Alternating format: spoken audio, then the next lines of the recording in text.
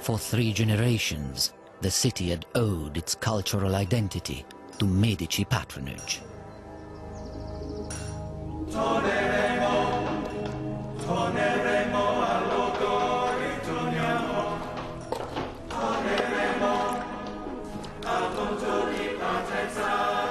Florence had become a cultural factory in which artists competed for the next great commission. For the workshops of the city, business had never been better. The scene in one of these places must have been extraordinary, absolute chaos.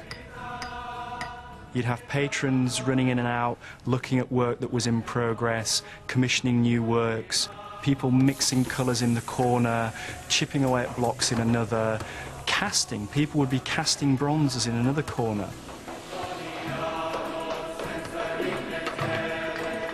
Probably the master artist would be negotiating some of the deal, so he'd be dealing with papers in one corner, looking at people's work, scrapping it, saying he likes that, don't like that, try it like this.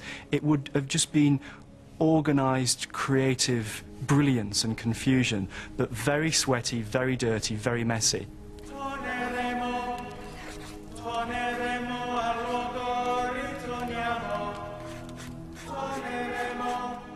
The Medici had built a reputation as the taste makers of Italy.